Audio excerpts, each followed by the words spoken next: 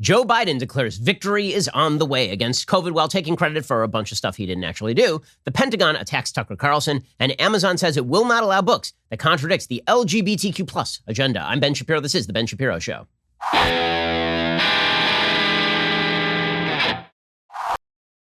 Today's show is sponsored by ExpressVPN. Thousands of my listeners have already secured their internet. Join them at expressvpn.com/Ben.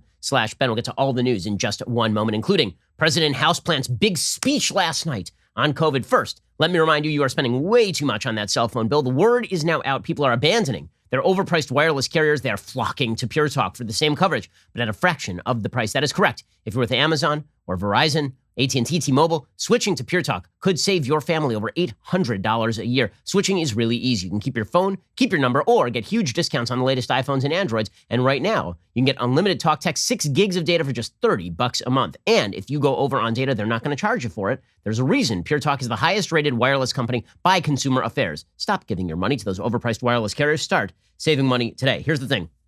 A lot of these wireless carriers, they'll trick you. They'll tell you that what you actually need is unlimited data. But you're not using unlimited data. You're not using anything close to unlimited data. Why not instead get unlimited talk, text, and 6 gigs of data for $30 a month? And if you go over, they're not going to charge you extra for it anyway. From your cell phone, dial pound 250, say Ben Shapiro. You will save 50% off your very first month. That is pound 250, say Ben Shapiro. Pure Talk is simply smarter wireless. Again, dial pound 250, say Ben Shapiro, save 50% off your very first month. Alrighty, so last night was Joe Biden's victory lap. It was very slow.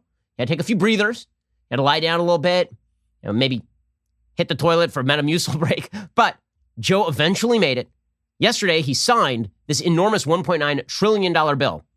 Right? And now, remember earlier this week when the Washington Post was saying every moment that this bill is delayed, people are dying? So they delayed for like 24 hours so he could sign the bill. Then, of course, he signed the bill, and then he left without answering questions because President Houseplant must be protected at all costs. He's hiding the water stain, guys. If ever you move the Houseplant, we're all going to see the water stain. So yesterday, President Houseplant signs the bill and then just leaves because that's what he does now. Thank you for being here. Where am I, though? Where is here? Got it. Thank you all. Appreciate it. Up and out.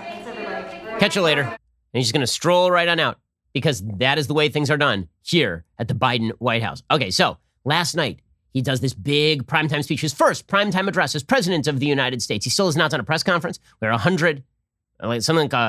50 days in. This is the longest stretch that we have gone without a presidential press conference in modern American history, I believe, for a person who just entered office. So he gave a big primetime address last night, and the media found it absolutely inspiring because, of course, they're going to find anything the man does inspiring. If he hotboxes them, if he farts in a car with them, it is inspiring stuff for the media. So ABC, and I just have to show you how ABC trotted this thing out because it is indicative of how the news media treat Joe Biden. So whenever Trump did a speech, it would be controversial. Embattled President Donald Trump gives a speech from the Oval Office. Will he be able to pull out of his tailspin? That's the framing. Now it's Joe Biden is here to save us all. The empath in chief is here to cry with us and to give us giant lump sums of cash. I mean, my God, what a magnificent, magnificent old man. Here is ABC News' lead up to Joe Biden's incredible speech last night. This is an ABC News special report. Whoa. The pandemic, 1 year later. Where does America go from here? A new chapter. Vaccinations ramping up. More than 64 million Americans now with at least one dose of the vaccine. And a promise of a big enough vaccine supply for all adults in this country by the end of May. The historic new COVID relief bill now signed into law. There is light at the end of this dark tunnel of the past year. How soon will help arrive?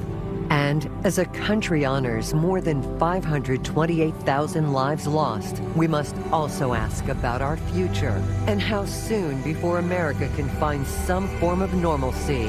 Tonight in prime time, President Biden addresses the nation.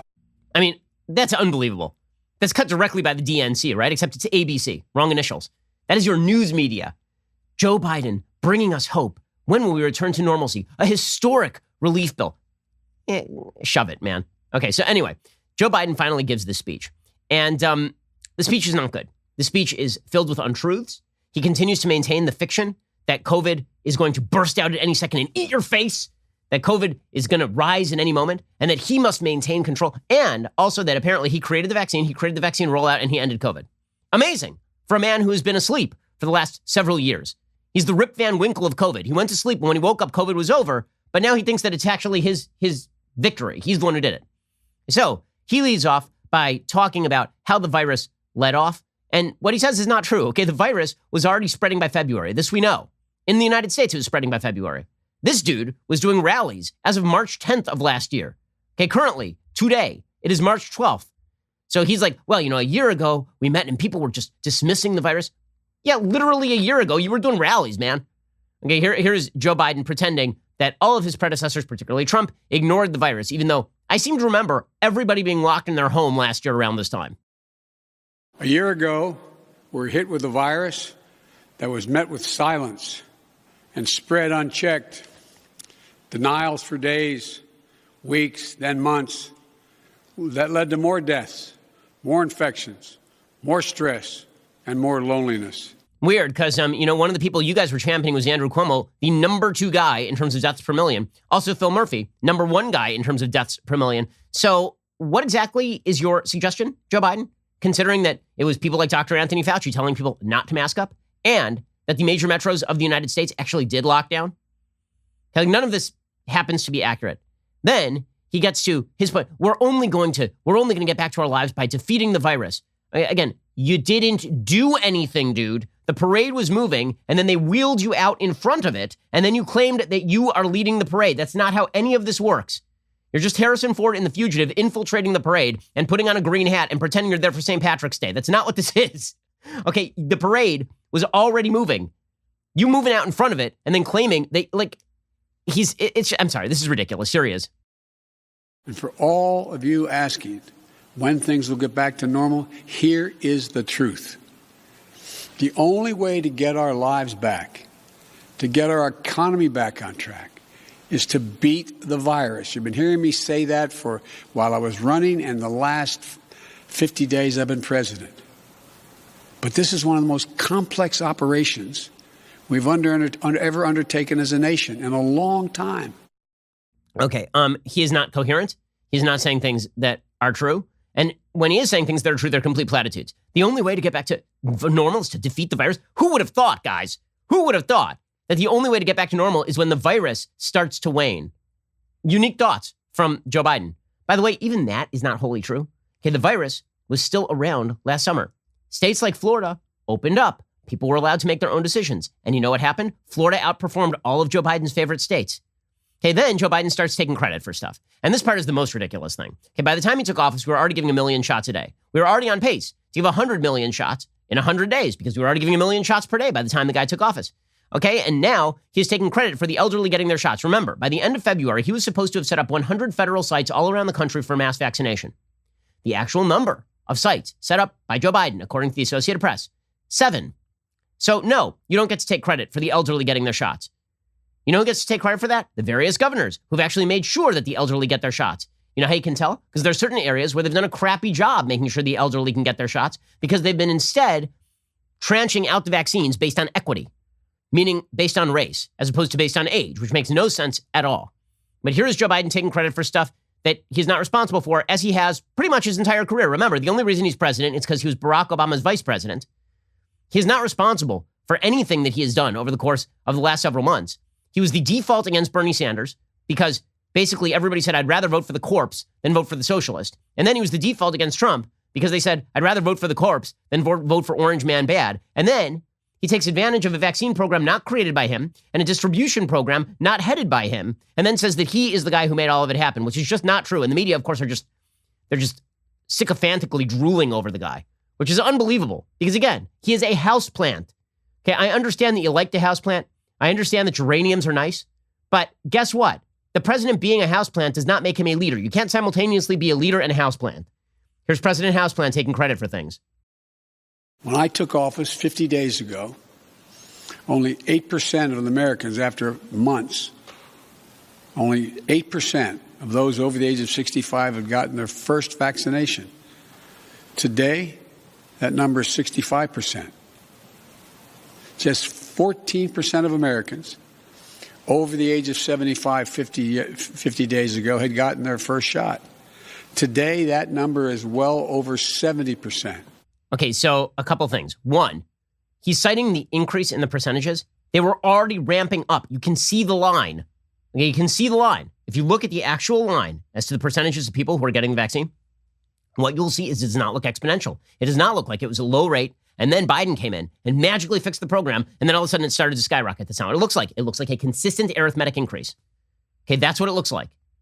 But here he is saying that he is responsible solely for the increase in the number of the elderly vaccinated. His own CDC was recommending standards that did not actually comply with the idea that we were going to do it based on age. States that actually tranched it out to the elderly were doing it in spite of Biden. They were doing it in spite of the CDC. We read you the CDC standards. The CDC standards took into account equity. They suggested that frontline workers who were 20, because they were disproportionately minority, ought to be given the vaccine alongside 75-year-olds, which made no sense at all. It was only under pressure the CDC even walked that back. So the way that this works is that Joe Biden is going to take credit for everything Ron DeSantis did well, and then he's going to yell at Ron DeSantis for being a bad governor. That's the way all of this works, basically. He is not responsible for any of this. He has not overseen a damned thing. Okay, it has been states that have overseen this stuff. He had one job. His one job was to obtain the vaccine. Any president worth his salt would have done so. He has now obtained, for some odd reason, 4 times the amount of vaccine that the United States actually needs. And now he is claiming credit for a vaccine distribution program that he does not head. It is all headed locally and state-based. Okay, now Biden makes a big announcement. So you saw it in that ABC News, that ABC News sexual favor to Joe Biden, where he said, wow, he announces that everyone will be eligible to get the shot by May 1st. I'm going to order it. Okay, buddy, let's just be straight about this. Everybody is going to be getting the shot by May 1st without you. Without you. All the adults are going to be getting the shot, having nothing to do with your silly edict. You know who promised that we would actually all have the shots by the beginning of June and y'all mocked him? President Trump. Now it's been accelerated by 1 month because governors have done a better job than you did, by the way. And now you're saying, oh, well, look at me. I've never seen somebody so, it really is. It's amazing. He is eager to just get out in front of parades that he did not create and that are not for him. It's bizarro world. Here he was saying adults are going to be able to get the shots by May 1st, and the media treating this as transformative. The folks over at the New York Times, it's amazing. What an amazing promise. All the adults are going to be able to get the vaccine. Okay, adults are already getting the vaccines. Adults are already getting the vaccines. That has nothing to do with his magical edicts. Here he is, the Houseplant. Tonight, I'm announcing that I will direct all states, tribes, and territories to make all adults, people 18 and over, eligible to be vaccinated no later than May 1. Let me say that again. All adult Americans will be eligible to get a vaccine no later than May 1. That's much earlier than expected. No, it isn't. It's not. It's what was expected. If you just watch the trajectory, again, he's just saying like the sun is going to rise in the morning in the east.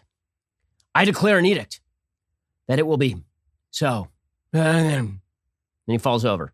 And everybody's like, whoa, that's amazing. You know, the sun wasn't going to rise in the east until Joe Biden said it. Now that Joe Biden said it, the sun's going to rise in the east. Amazing. If it weren't for Joe Biden, the sun would not have risen. We'd all be dead. We would all be dead. But Joe Biden declared the sun will rise in the east and set in the west. And unbelievably enough, that's actually what's going to happen. What an amazing guy Joe Biden is. It's like Connecticut Yankee in King Arthur's court, right? He knows that there's going to be a solar eclipse, and so he predicts the solar eclipse because he's from the future, right? So he knows when the solar eclipse is going to happen. So he's a magic man. We all know, except it's not a miracle. We all know that the trajectory is to this point. In fact, Joe Biden is so ridiculous that he is now reversing trajectory on things like school reopenings. So on some things, he's like, yeah, it looks like there are going to be enough shots tranched out for people to get it by May 1st, and I'll take credit for that. On other things, he is actively moving against best medical and scientific advice. So here he was last night saying, we're accelerating plans to open schools. What the F do you mean accelerating plans to open schools? My kids have both been in school since September. The hell are you talking about? Most kids in the United States are attending some form of school in person. Your CDC recommended that 99% of kids be in hybrid learning or at-home only situations. You're accelerating plans to open the schools? You've been one of the lead factors in stymieing plans to open schools. You've been one of the lead obstacles. They put the Houseplant in front of the train. Here is Joe Biden saying he's accelerating plans to open schools. Again, it's just nonsense. And what is maddening about this is the gaslighting. The media declaring that this is transformative stuff. He just used COVID as an excuse to cram down a $2 trillion boondoggle designed to pay off all of his political allies at the state and local levels and to pay off the unions and to set up these massive entitlement programs that he intends to keep around far beyond the lifespan of COVID. That's all this was. And now he's declaring victory. Amazing. A week ago it wasn't victory. Today it's victory. Here he says we're accelerating plans to open schools. Accelerating plans. His entire administration has been run by the teachers' unions top to bottom. Ridiculous crap. With the passage of the American Rescue Plan, and I thank again the House and Senate for passing it, and my announcement last month of a plan to vaccinate teachers and school staff, including bus drivers, we can accelerate massive nationwide effort to reopen our schools safely and meet my goal that I stated at the same time, about 100 million shots, of opening a majority of K through 8 schools in my first 100 days in office. A majority of K through 8 schools are already open. They're already open. He's just again, I declare that my goal is that tomorrow morning, the sky will exist. Not even that it'll be blue, that it will exist. And the media's like, oh my God, he made the sky exist. That's unbelievable. Oh, it's so maddening. It's so maddening. Because if you follow politics on a day-to-day basis, you know that what he's saying is untrue. You know that him claiming credit for stuff that is not his responsibility is untrue, and that he has reversed progress in things like school reopenings. It's absurd. But again, the media have a stake in endless Democratic rule, and so they will continue to pump this guy up. They'll continue to prop up Bernie and wheel him around as though that guy's leading the parade. Okay, in just a second, we'll get to some more of his ridiculous pronouncements in this speech, which again, was treated as a hopeful speech by the media. I didn't hear a lot of hope here. What I heard is a guy who wants to maintain control, because control allows him to do all the things he wants to do. We'll get to more of this in 1 second. First, let us talk about the fact that there are easy ways to upgrade the look and feel of your home. One of those ways is your window coverings. Blinds.com. They make it simple to shop top quality blinds, shades, and interior shutters from home with easy online ordering and free shipping. The experts at Blinds.com understand that window treatments are one of the household items you don't just think about, but they can in fact make an enormous impact on the look and feel of your home. If you've ever walked into a home where they just have like the old-fashioned blinds from The Wire, they look terrible. Right? And then you walk into a home and they've got brand new shades or brand new shutters and they look great. Well, you can upgrade and you can do it quickly and easily. Go to Blinds.com, just take a look at all the options. You got faux wood blinds, cellular and roller shades, even outdoor shades. If you're nervous about trying them, there's no reason to be, because Blinds.com has helped millions of homeowners through the process. Plus, they guarantee the perfect fit whether you do it yourself or have them measure and install everything for you.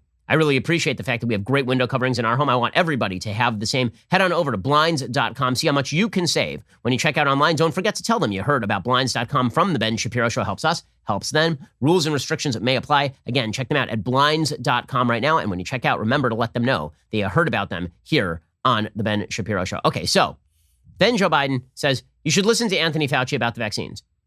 Here's the thing. Anthony Fauci keeps saying things that are scientifically untrue about the vaccines. He has been saying for weeks that because he doesn't know, he has no idea whether if you get the vaccine, you can pass this along. You should really only get together in small groups. You shouldn't get on an airplane. All this is crap. It's not true. Okay, there are studies out from Pfizer. They demonstrate that transmission rates are 90% down for people who've had the vaccine. That the effectiveness rate in terms of preventing serious illness is something like 97%. And the effectiveness rate in preventing death is like 99%. As Dr. Marty Makary of Johns Hopkins University has said, once you have the vaccines, and once it has taken, meaning the first month, 1 month after you take that first vaccine, you should be able to go out, take off the mask, and live your life. You are now protected. That's not what Fauci's saying. Fauci has continued with this line pushed out by the Biden administration that we have to be cautious. Now, why do the Democrats want to be cautious? Because the more cautious you are, the more the economy suffers. And the more the economy suffers, the more they can blow out the spending with everybody clamoring for more money. The reason that this bill is popular is because people still perceive that COVID is a crisis, and they believe that this is just a one-time giveaway. It ain't a one-time giveaway. It increases structural problems inside state and local governments that have not been forced to look again at their budgets.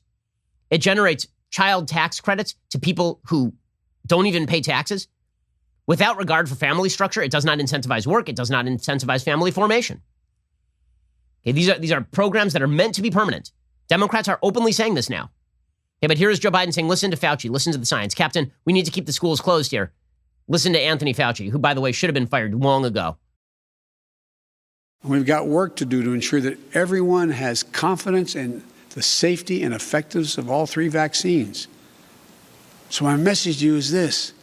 Listen to Dr. Fauci, one of the most distinguished and trusted voices in the world.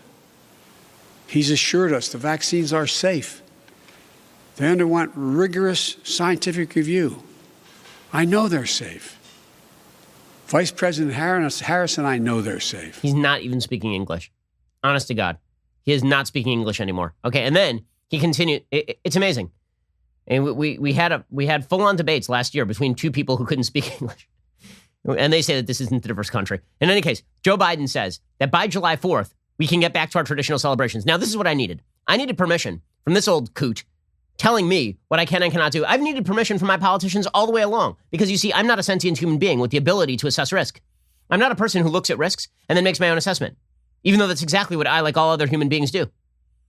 Now, I'm the kind of person where when I saw that the virus was spreading widely last year, it was around Purim time in the Jewish community, before any of the lockdowns went into effect, I told my parents we're not going to Purim parties because I can see this is a problem.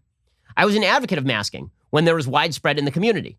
I was never an advocate of mandatory mask programs because I didn't think they were effective and they wouldn't be enforceable. But I was an advocate of masking. I was always one of the more cautious people I knew about COVID. And yet the idea is that I'm not allowed to make my own assessment. I need Joe Biden to make an assessment for me. Okay, so now he lays out something that is completely ascientific. The standard that Joe Biden is about to lay out right here is completely anti-scientific. It is not the science. It is not what his own CDC standards recommend. Once again, he is downplaying expectations, knowing that we're going to meet those expectations long before the date that he's setting. And so one of the problems for President Trump in politics is that he kept overpromising and then under-delivering, which was weird because he had a lot to deliver. Right? He would say we're going to have 97% economic growth, and then we'd have like 5% economic growth, which is really good. And people are like, he missed his mark. Joe Biden will be like, we're going to have a 7% negative economic growth. And it'll be like a 2% growth rate. People are like, whoa, that was amazing. So that's what he's doing with COVID right now. What he's doing is he's saying, at a certain point in the long way future, maybe you can get together with small groups. And then, guess what? You can get together with small groups right now if you're vaccinated. In fact, scientifically speaking, you can get together with large groups right now if you are vaccinated. But here's Joe Biden telling you what you can and cannot do because you need advice from this old codger. If we do all this, if we do our part, if we do this together, by July the 4th, there's a good chance you, your families and friends will be able to get together in your backyard or in your neighborhood and have a cookout and a barbecue and celebrate Independence Day. That doesn't mean large events with lots of people together, but it does mean small groups will be able to get together. After this long, hard year. Small groups will be able to get together, according to Joe Biden. Okay, in a second, I'm going to explain to you why this is so unbelievably stupid, okay, and anti-scientific, according to his own administration.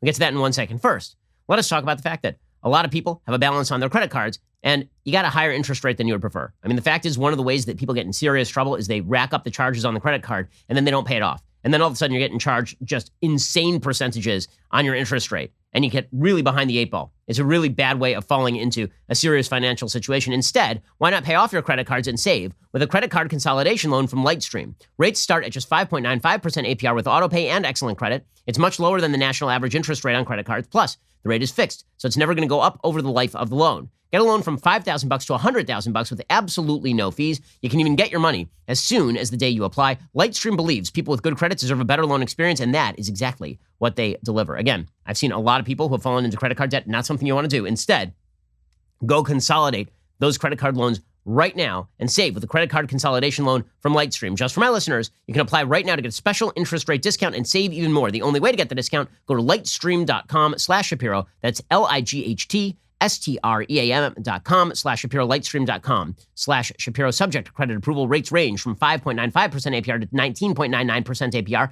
and includes 0.50% autopay discount. Lowest rate requires excellent credit. Terms and conditions apply. Offers are subject to change without notice. Visit lightstream.com/Shapiro for more information. Okay, so you heard Joe Biden right there say, maybe by July 4th. Maybe by July 4th. So first of all, it's fun that we get to celebrate July 4th again, because for a while there, it seemed like July 4th was a celebration of the most terrible country ever to be created. And Colin Kaepernick put out a whole post about how July 4th was terrible. Great patriot that Colin Kaepernick is, being celebrated by the Democratic Party. Apparently, July 4th is now back on the menu, so that's good. Also, he says, by July 4th, you can get together with, I love how he just trots that out. There's like, you can get together with your neighbors and with your family and friends at a cookout. Not in big groups, in small groups. Okay, I'm going to read to you from the CDC website. You ready? Fully vaccinated people can, quote, visit with other fully vaccinated people indoors without wearing masks or physical distancing.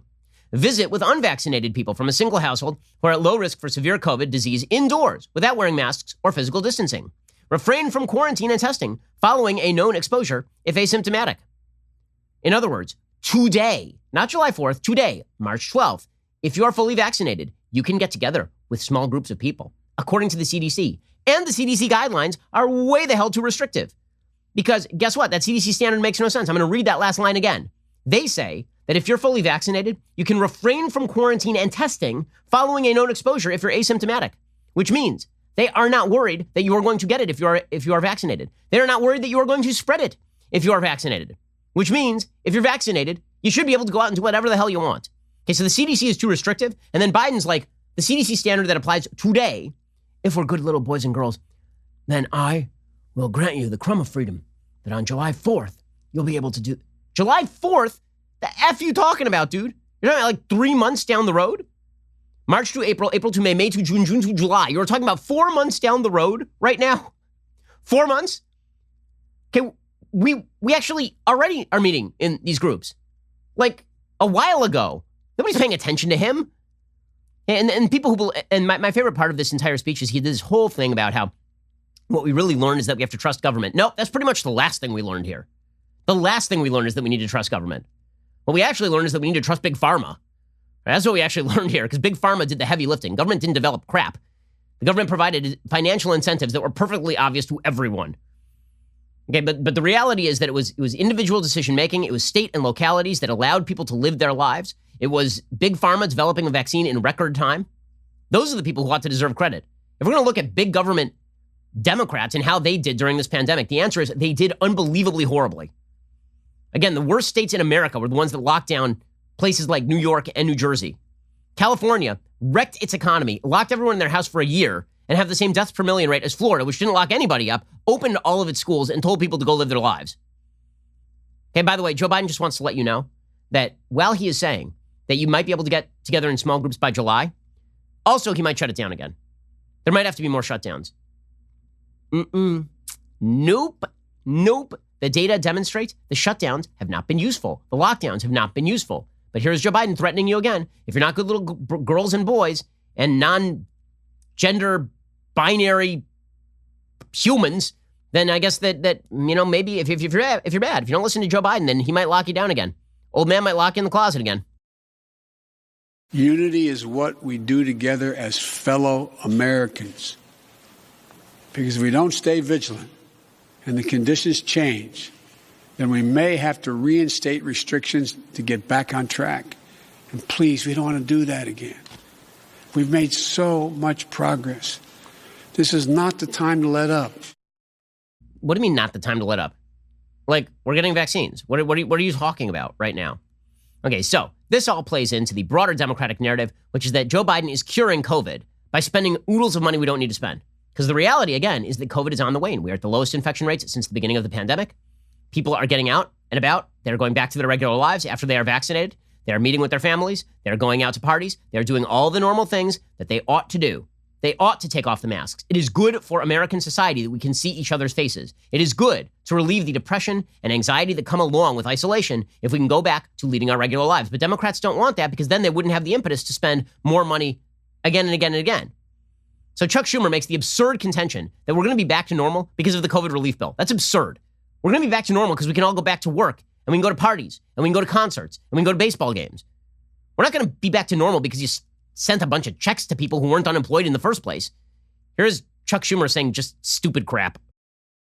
The $1,400 matters. Help is on the way. The vaccines, they're going to come much quicker and much more widespread than people ever thought. What? It is now thought that maybe even as early as June, we'll have enough people vaccinated that we can go back to life as normal. Who wouldn't want that? So this bill, it has so many good things, and it's geared to what America needs. No, it is absolutely not geared to what America needs. It's geared to what Democrats need. It spends hundreds of billions of dollars on states and localities that have run their businesses like crap, and they're fining essentially states that have stayed open in favor of states that have stayed closed.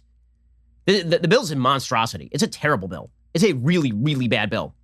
Okay, meanwhile, I got Zeke Emanuel, who, it is kind of weird that one of the chief advisors to the President of the United States on COVID-19 is a person who wrote a column not all that long ago saying that he wanted to die at the age of 75. COVID kills people over the age of 75. So, all right. But apparently, he says that by summer or early fall, we'll be back to normal. Summer or early fall? How about next week? Next week sound good for you? How about last week? How about like months ago, people were back to living their lives. They were just socially distancing and wearing masks. And how about the fact that once they have the vaccines, as in like now, particularly the people who are most vulnerable, because if you're 20, you ain't dying of COVID by the statistics. Your chances of dying are extraordinarily low by the stats. Okay, how about once all the people who are most vulnerable have been vaccinated, we go back to our regular lives. But no, we have to have the experts tell us. You need the guidance of a man who said he would like to die at 75 about the deadliness of a disease that kills people mainly over the age of 75. Here's Ezekiel Emanuel.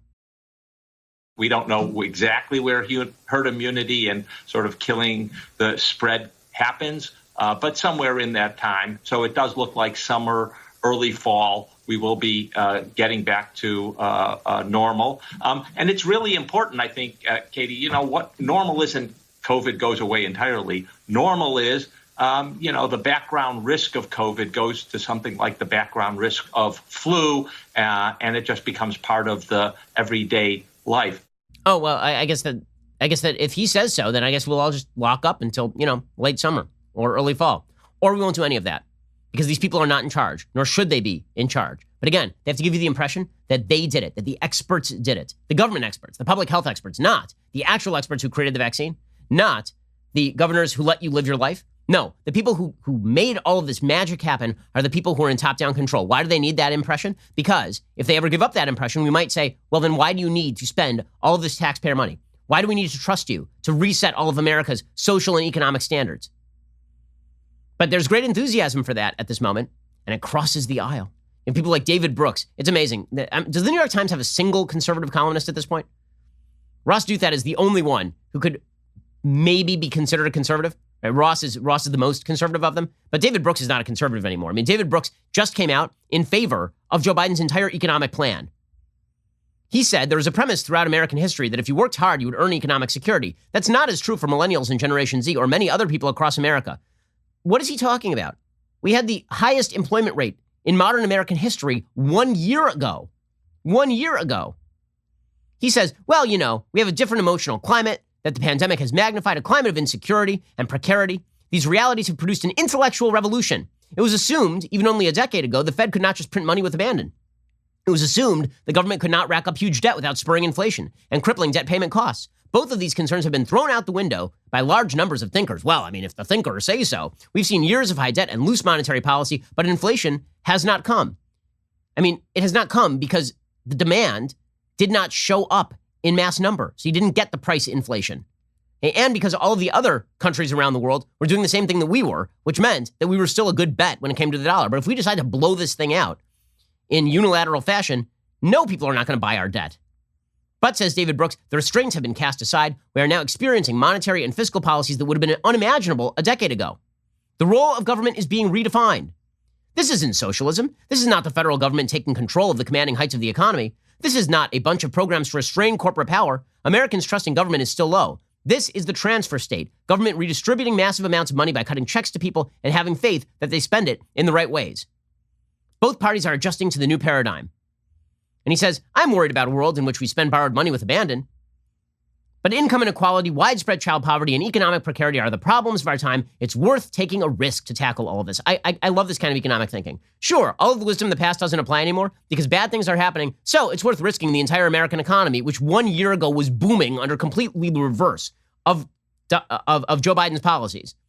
It's worth risking the fundamental basis of that economy in order to, what? Fight problems that were already on the wane by the time the pandemic hit? We had the fastest wage growth in decades under Trump. And David Brooks is like, well, that was a crisis. By the way, how ridiculous are the Democrats' assessments of the economy at this point? They're so ridiculous that the Washington Post editorial board is going, guys, slow up on the spending. The Washington Post. The Washington Post has an editorial today saying there are two assertions we can confidently make about the level of federal debt the U.S. can sustain. First, it is higher than many commentators, ourselves included, commonly supposed until recently. Second, it is not infinite. Congress needs to take both of these points into account as it considers what to do now that President Biden's $1.9 trillion COVID relief package has passed, with a proposal for another $2 trillion or more in infrastructure spending on the way. The right answer isn't to pivot to deficit reduction, of course. We had reservations about the size of the newly approved bill. The $350 billion allocated to state, local, and tribal governments seems excessive, given their strong recent tax revenue recovery. Nevertheless, there's a case for borrowing a lot of money, but let's be real. We need higher revenues, reduced spending on lower priority items, a mix of the two. They say that debt that is large and uncontrolled would be unprecedented in American history, and according to the CBO, risky. So even the Washington Post is starting to get nervous about the kind of spending that Biden is proposing. But don't worry, they'll come around because they're the Washington Post, and the media will prop up Biden. Again, I keep saying it over and over, but President Houseplant is necessary for the Democrats because he is an unthreatening face on a very threatening policy. His threatening policy of top-down COVID control, his threatening policy of we're going to spend more money than has ever yet been created, his threatening policy of we're going to take over every institution of the American government and outside the American government in favor of equity-based wokeness is deeply dangerous to American society. They just have to slap this oldster's face on it because he has an unthreatening face. Right? That's all this is about. It's all it always was about. By the way, how threatening is this administration getting? According to Axios.com, President Biden is now being encouraged to effectively pack the nation's top campaign finance regulator with officials who will more doggedly enforce laws regulating political money. The FEC has been gridlocked for years. Now, some are pushing Biden to abandon protocol by sidestepping congressional Republicans and nominating regulators who will more aggressively enforce campaign finance rules. They want to just get rid of the Republicans on the commission. By law, the 6-member FEC can have no more than 3 commissioners from either major political party. But there is one independent right now, and one of the 2 new Republican commissioners, Sean Cooksey, was confirmed in December. Biden could nominate a true Democrat to replace Cooksey, giving the commission a 4-member pro-enforcement majority. This, of course, would completely undermine the ability of Republicans to fight back. Understand that campaign finance reform is a direct response by Democrats to the threat of new media. Okay, the old media is a giant in-kind contribution to the Democratic Party. New media and super PACs and people spending corporate money in order to elect Republicans, that is a direct response to the fact that the corporate media is designed on behalf of Democrats and operates on behalf of Democrats at this point. So if you can stack the FEC so that everybody gets regulated except for the labor unions and big media, you know what the outcome is going to be. And that is what Biden is being encouraged to do at this point. Alrighty, coming up, we're going to get to the Pentagon attacking Tucker Carlson, which, you know, it's weird. I seem to remember people suggesting it was fascist for members of the government to attack the press. Now you have the Pentagon literally commenting on Fox News shows. And not to deny reports, but just to rip on a commentator. And this is considered okay. Weird. Now, here's the thing. I truly believe the world would be a better place if people spent a lot more time reading books. Okay, and that is why they need to pick up a copy of Andrew Klavan's next book. It's the next installment of Another Kingdom. Another Kingdom is a terrific kind of fantasy noir series. He just released the 3rd and final installment in his Another Kingdom series. The Emperor's Sword finds Austin Lively on the run between 2 realities as his enemies close in on all sides. Despite wild success in life, he begins to realize a recurring vision is actually a nightmare in disguise. He's caught in the coils of a terrible magic. The only way he can save his soul, give up his success, re-enter the Elven lands, and find the Emperor Anastasius so he can restore Queen Olinda to her throne. If you haven't read the first 2 books, you have no idea what I'm talking about, but this is why you should read the first 2 books and then pick up The Emperor's Sword. It is now available for purchase online. Go to Amazon.com, search The Emperor's Sword. Also, big news. Last November, we announced Candace Owens would be joining the Daily Wire family. People have been asking for months, when is Candace's show starting? When's it starting? I've gotten so many questions about this. Here is your answer. Next Friday, March 19th. But you must be a subscriber in order to see Candace's new show. You have to be a member. No one triggers the left quite like Candace, obviously. She trends every couple of days, whether she is slamming Harry Styles for wearing a dress or getting into Twitter wars with Cardi B for her Shakespearean lyrics. Many have tried to cancel. All have failed. If you don't know Candace, you should. Until in 2018, she kicked off the Blexit Foundation. It aims to change the narrative surrounding America's minority communities. She's also the author of the New York Times bestseller Blackout, How Black America Can Make Its Second Escape from the Democrat Plantation. Get to know Candace, the real Candace, every week. She's going to share her humor, her insight, And she defies all the stereotypes. Starting next Friday, March 19th, that's next Friday, Candace will be exclusive to Daily Wire members. If you aren't a member yet, you need to head on over right now to dailywire.com/subscribe. Use code Candace for 25% off your subscription. That's dailywire.com/subscribe. Use code Candace for 25% off. You're listening to the largest, fastest growing conservative podcast and radio show in the nation.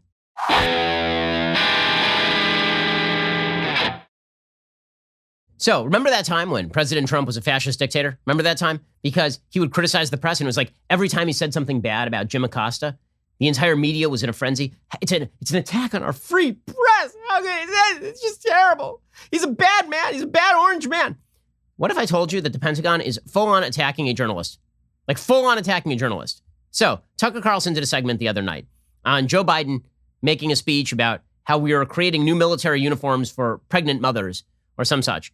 And Tucker made a suggestion, which was, typically pregnant mothers are not going to be on duty. So that's a very weird thing to trot out as sort of your top line change to the military. In a time where our military really requires building up in the face of a Chinese threat, it seems weird to lead with, also, we created a uniform for pregnant ladies or pregnant people because, forgive me, some men can get pregnant. So Tucker said this, and the world was set aflame. How dare he say anything remotely like this? Now, let me make this absolutely clear. Everybody who's serving in the military and has volunteered for duty is doing something I didn't, and they are braver than I.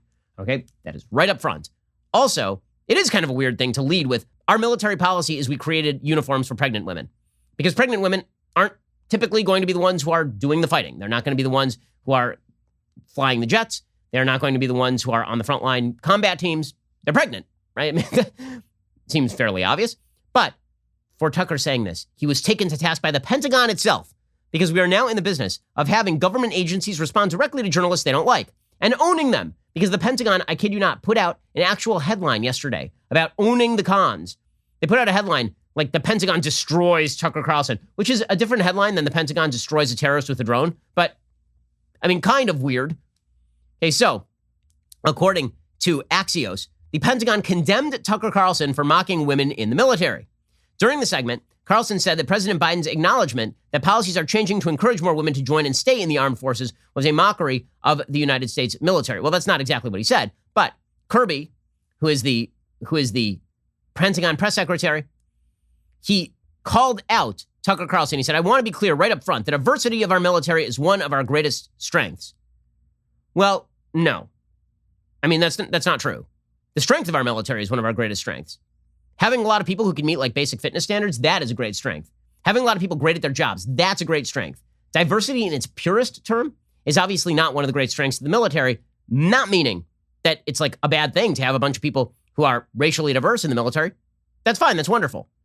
But if you're talking about the chief strengths of the American military and you're talking about diversity, you don't have a lot of fat people in the military. You shouldn't have a lot of fat people in the military because you need them to actually do things. Right? You shouldn't have a bunch of people who have congenital heart disease in the military. There are actual standards to get into the military. Right? And those standards to get in the military are good because what we are actually interested in creating is an effective fighting force. So if you are looking for criteria on how to judge the quality of a military, diversity ranks fairly low on the list. It's like effectiveness, physical fitness, ability under fire, and then like the racial makeup of the military, that one is kind of irrelevant. Like that's like it's nice, but it's not relevant to the actual fighting fitness of a fighting force, obviously. Okay, but the idea that diversity is like the number one priority of the military, which is sort of what Biden and the Pentagon are now saying, is very bizarre. The military is generally not supposed to be the place for social engineering. It's supposed to be the place where you kick the hell out of people who try to attack us. That's what the military is generally for. We have lots of places for social engineering in American society. The military is not the number one place for that. Now, the military has been used in the past for some pretty excellent social engineering, namely the desegregation of the military by Harry Truman. Right? That was a very, very good thing. And I'm glad that Harry Truman did it. But the notion that that is the purpose of the military, as opposed to an attempt to broaden the scope of the military to encompass more people who are qualified at a basic level to do the job, that is a different thing. Okay, so Kirby says, quote, I want to be very clear up front, the diversity of our military is one of our greatest strengths. I've seen it for myself in long months at sea and in combat waged by our troops in Afghanistan and Iraq. I've seen it up on Capitol Hill just this past month. I see it every day right here at the Pentagon. What we absolutely won't do is take personnel advice from a talk show host or the Chinese military. Maybe those folks feel like they have something to prove. That's on them.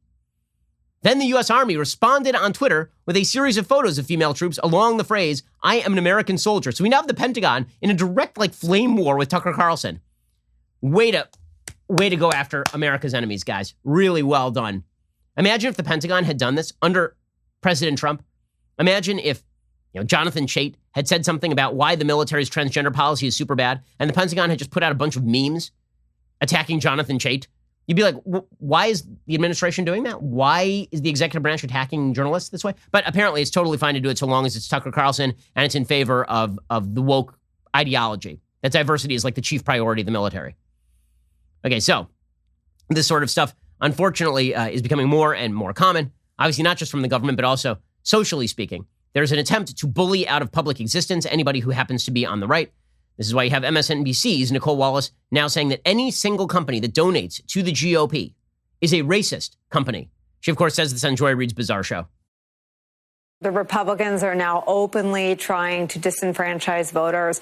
They're acknowledging that the more people vote, the worse the margins for Republicans will be. And any company that thinks they can give money to Republicans because maybe they like their positions on regulations or taxes needs to understand that they're voting for voter suppression. And if it's a company that has a product, they need to, I think, understand that that product will be associated with racist disenfranchisement of black voters. So here's Nicole Wallace openly calling on people to boycott any company that associates with her political opponents. Pretty amazing stuff. But that is the world in which we now live. A top-down government control pushed by Joe Biden and the government attacking its political opponents outside of government via the Pentagon, which, again, if Trump had done it, would be considered authoritarianism. And, of course, members of our vaunted media now trying to use their power to cudgel everybody else into shutting up. Pretty incredible stuff. Okay, meanwhile, speaking of cudgeling people into shutting up, Amazon has now announced it will not be selling books framing LGBTQ plus identities as mental illnesses. I assume that also includes mental disorders. If it includes mental disorders, then they're going to have to ban the Diagnostic and Statistical Manual number 5, which labels gender dysphoria in its actual listing of mental disorders, because it is, in fact, a mental disorder. Okay, now, they banned Ryan Anderson's book. So Ryan Anderson, formerly of Heritage Foundation, now the Ethics and Public Policy Center, he had a book called When Harry Became Sally. And the entire book is very well considered. It does not attempt to say bad things about people who suffer from gender dysphoria. It talks about the various medical solutions that have been proposed and how effective they are or are not. It's a very well-considered, well-thought-out, sympathetic book. Does not matter. Amazon pulled it down. So people tried to get answers from Amazon as to why the book was pulled down, because that is digital book burning. Now, Amazon is saying, according to the Wall Street Journal, that it recently removed a 3-year-old book about transgender issues from its platforms because it decided not to sell books that frame transgender and other sexual identities as mental illnesses. The company explained its decision in a letter Thursday to Republican Senators Marco Rubio of Florida, Mike Lee of Utah, Mike Braun of Indiana, and Josh Hawley of Missouri. The senators had written last month to Chief Executive Jeff Bezos requesting an explanation of why the Ryan Anderson book was pulled down. As to your specific question about When Harry Became Sally, we have chosen not to sell books that frame LGBTQ plus identity as a mental illness, Amazon said in the letter, which was signed by Brian Huseman, Amazon's vice president of public policy, referring to sexual identities that include lesbian, gay, bisexual, and transgender, among others. When Harry Became Sally, of course, focuses on a variety of issues, including gender dysphoria. Anderson says, quote, everyone agrees gender dysphoria is a serious condition that causes great suffering. Okay, so what exactly are they banning? And the answer is that they're not banning every book that says that gender dysphoria is a mental disorder, because it clearly is a mental disorder. It is diagnosed as such. That is why treatment is recommended or not recommended, depending on your point of view. Instead, what Ryan Anderson points out is there is a debate, which Amazon is seeking to shut down, about how best to treat patients who experience gender dysphoria. They called the book an important contribution to that conversation. They said Amazon is using its massive power to distort the marketplace of ideas and is deceiving its own customers in the process. Okay, the fact that Amazon is now banning books on the basis of suggesting, for example, that watchful waiting is a better idea than puberty blockers for children, or the idea that transgender surgery might not actually be super effective in fighting the symptoms of gender dysphoria, that it's banning those books, I mean, that's full-fledged authoritarianism from the corporate media. And you know that this is Amazon's perspective, right? I mean, this is not scientifically settled material by any stretch of the imagination at all. And yet Amazon has decided that the debate is over. So it is only a matter of time before they start banning books that do not take the preferred line on climate change, for example. If you are like Michael Schellenberger or Bjorn Lomborg and you suggest that climate change is occurring, but the solutions provided by the left are not actually the solutions, those books will be taken down. If you believe that America is not systemically racist, those books presumably will be taken down. And all you have to do to find out what Amazon is going to take down next, and this is going to happen over the next couple of years during the Biden administration, what you're going to see as Amazon continues to do this, all you have to do to tell what they take down next is go take a look over at their movie page, because you can see what they are recommending on the ideological side. So producer Savvy sent over an email from one of our listeners showing that Amazon is currently, for Women's History Month, or for Independent Women's Day or something, International Women's Day, they were honoring women in film. One of the movies that they're honoring as female-directed for women in film is The Matrix by the Wachowski brothers, who are now the Wachowski sisters, right? They're both transgender women. So Amazon is openly making the statement that The Matrix, which was directed by men, okay, it was directed by men. Those not only do these people happen to still be biological men, when they directed the film, they even identified as men. It was only later that they started identifying both as transgender women. Now that is considered a female-directed film because, again, transgender politics means that we change not only the laws of biology, pretending that men are women, but also the laws of physics, pretending they were always women even when they were men, right? We actually can, they say time travel is impossible, not anymore. Now it's completely possible. You can go back and actually change history by declaring that today you identify as a woman. This means you were always a woman, which means that Bruce Jenner is the single greatest female athlete in human history. Sorry, Caitlyn Jenner. Single greatest female athlete in human history, not even close. Defeating men with ease. All the way back during the Olympics in the 70s. Like truly incredible stuff. So Amazon, when they decide that they are going to push the notion that America is systemically racist, you know the next books that they're going to punish are going to be books like Heather McDonald's, which claim that America's police are not systemically racist. Because after all, they disagree. And this cannot be allowed to prevail. These views cannot be allowed in the public sphere. First of all, if Amazon continues to do this, then we'll just start our own book service. I mean, we'll start our own book distribution service, which we can do. Right? When we have a Tumblr distribution service, we can make a book distribution service. We'll have to do that if they continue with this sort of crap. But this is exactly the sort of woke cram down that is occurring from everywhere from government to corporations to now universities. And so this is a crazy story. Here's a crazy story from Georgetown Law. According to the Washington Post, a Georgetown law professor was terminated, and a second was placed on leave after a video clip showed a conversation between the pair that included what an official called reprehensible statements about black students. Officials said Thursday, the conversation between adjunct professors Sandra Sellers and David Batson had triggered an investigation by Georgetown University's Office of Institutional Diversity, Equity, and Affirmative Action, which is an Orwellian title for an office that basically exists just to punish people for saying the wrong things. And there's an entire billion-dollar industry in the United States, offices of diversity at virtually every company designed to avoid liability. That's really what those are about. You can limit your liability and exposure to federal lawsuit if you have an office of diversity that polices inside your institution, quote unquote racism, even if it's not actually racism. The school's Black Law Students Association had called for Sellers' firing. The video clip, shared on Twitter this week, showed Sellers discussing student performance. Sellers said in the video, quote, I hate to say this. I end up having this angst every semester that a lot of my lower ones are blacks, meaning a lot of my lower performing students. Happens almost every semester. And it's like, oh, come on. You get some really good ones, but there are also usually some that are just plain at the bottom. It drives me crazy.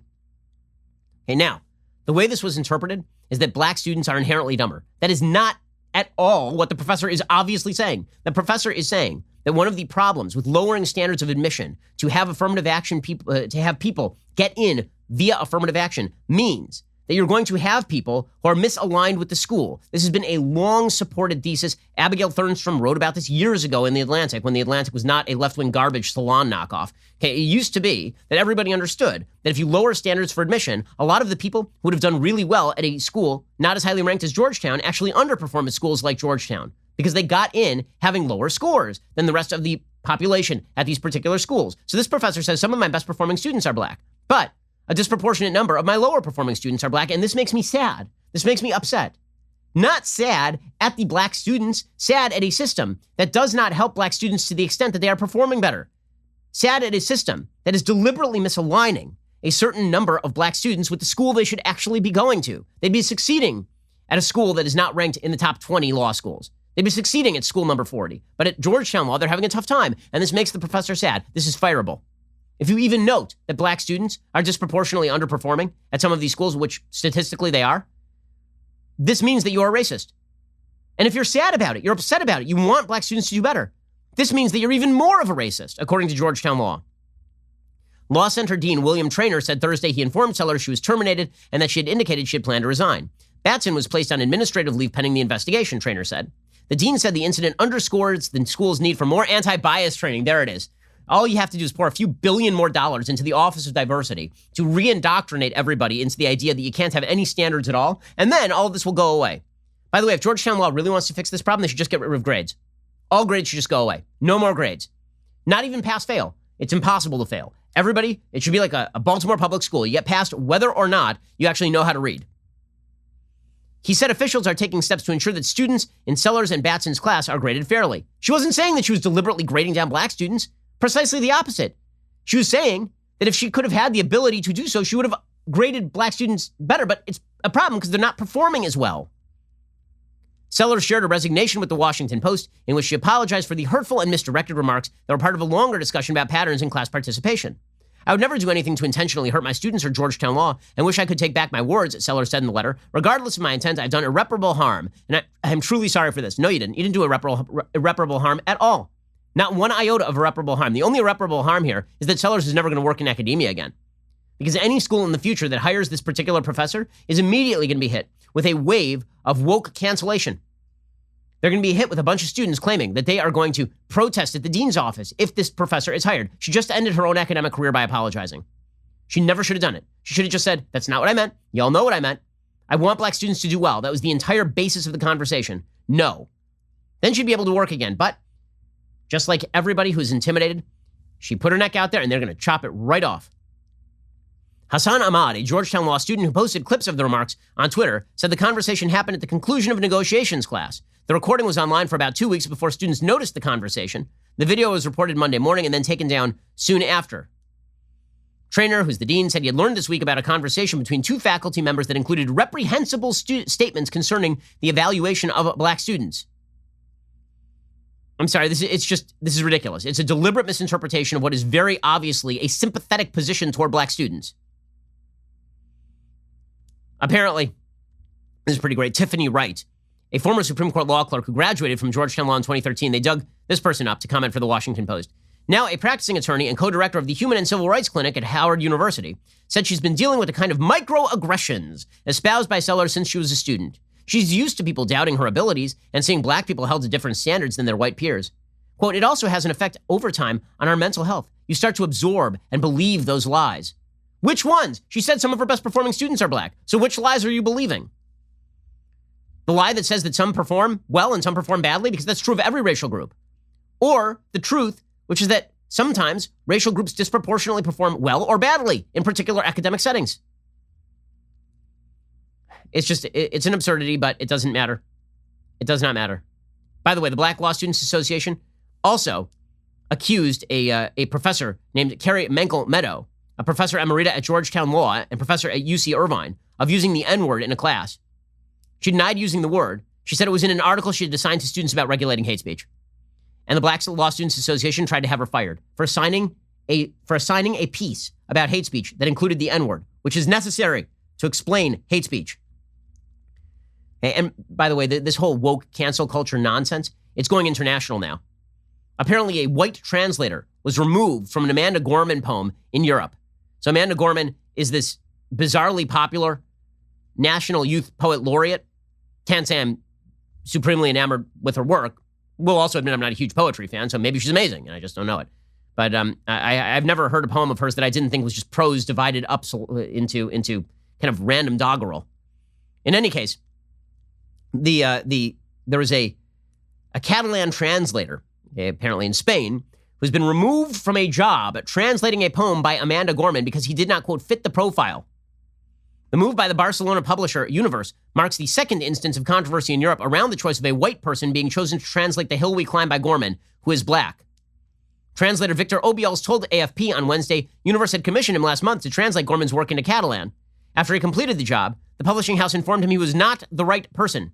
He said, they told me I am not suitable to translate it. They did not question my abilities, but they were looking for a different profile, which had to be a woman, young, activist, and preferably black. So you can't even translate words now unless you are a person who absolutely mirrors the person who wrote the word in every respect. In fact, only Amanda Gorman can translate Amanda Gorman into Catalan. All she has to do is learn Catalan, and then it'll be no problem.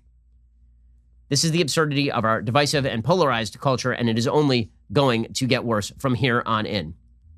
Okay, meanwhile, speaking of divisive and polarized culture, I'd be remiss if I did not comment on the Myers-Leonard situation. So Myers-Leonard is a forward for the Miami Heat. Okay, and Myers-Leonard is very controversial in the NBA because he chose not to kneel for the national anthem. That's why he first became controversial in the NBA. You see, in the NBA, it is considered good taste to kneel for the national anthem and bad taste to stand for the national anthem. So he was already controversial.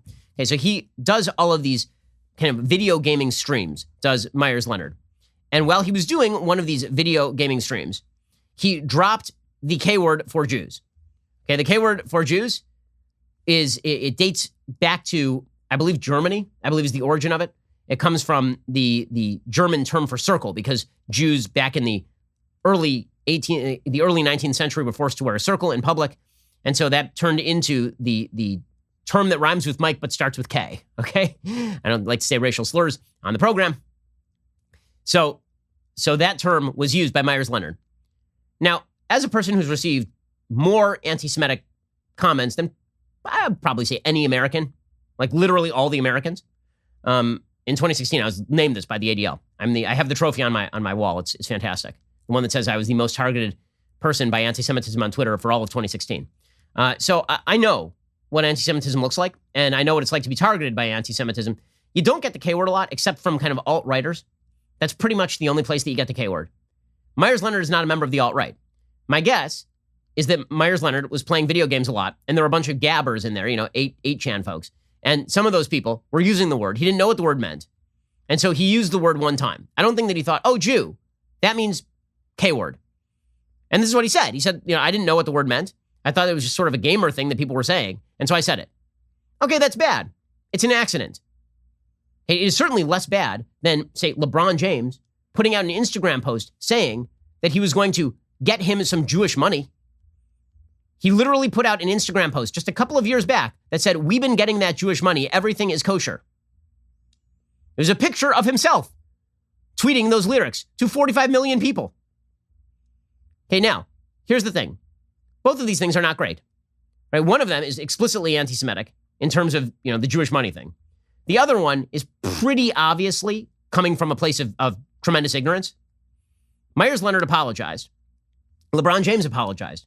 Myers-Leonard was hit with a $50,000 fine, the maximum allowed by league policy, and suspended from using all Miami Heat facilities and activities for 1 week in response to his use of the term.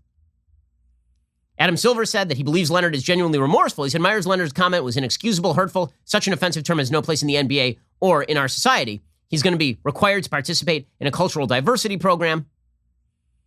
Silver said, we have further communicated to Myers that derogatory comments like this will not be tolerated, and he will be expected to uphold the core values of our league, equality, tolerance, inclusion, and respect at all times moving forward. So that was the maximum fine that could be issued by Adam Silver for anything. It's unclear how this will affect Leonard's standing with the Miami Heat. The Miami Heat said Leonard would be away from the team indefinitely. And they said that they are going to continue to communicate with Myers as he educates himself in all of this. Okay, so that's what happened to Myers-Leonard. What happened to LeBron James? After LeBron James Instagrammed out, we've been getting that Jewish money, everything is kosher. What happened to him? Nothing. Of course. Nothing happened to LeBron James. Or what happened to Dwayne Wade, another person who has been a star for the Miami Heat, when, for example, Dwayne Wade defended Nick Cannon. You remember that Nick Cannon was fired because he went on this wild anti-Semitic diatribe in the middle of a podcast? Dwayne Wade came out and tweeted, "We are with you," with an emoji of a black fist. "Keep leading," he tweeted to Nick Cannon. Was Dwayne Wade hit with, any fine by the NBA? And even if he was retired by that point, he's still associated with the league. He's still associated with, I believe, one of the teams, I think the Heat. So was there anything that happened to Dwayne Wade? How about, actually other active players? Like, for example, it turns out that other players, including Kevin Durant, expressed sympathy for Deshaun Jackson. Deshaun Jackson had issued a wild anti-Semitic statement.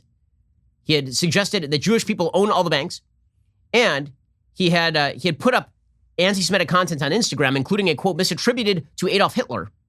He was defended by former NBA player Steven Jackson, and then J.R. Smith and Kevin Durant both liked Steven Jackson's post on Instagram.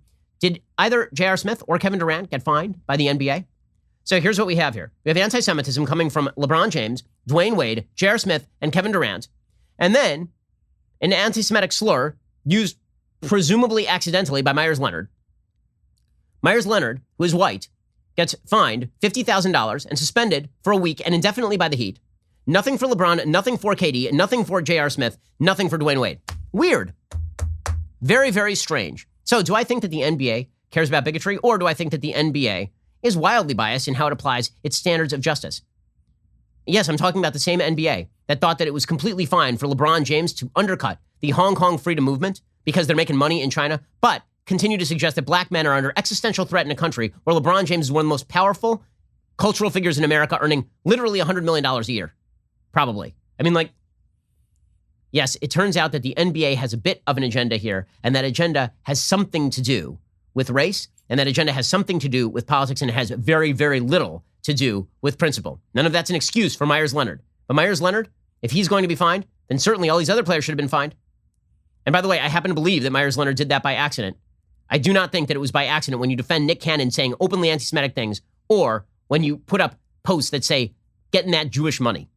To the applause, apparently, and non-punishment of the NBA. Alrighty, we'll be back here later today with an additional hour of content. First, you cannot forget to end your week by checking out the Andrew Klavan Show. Drew's show is every Friday. He's got an exciting night planned for you. So head on over to dailywire.com this evening at 7 p.m. Eastern and tune in. I'm Ben Shapiro. This is The Ben Shapiro Show.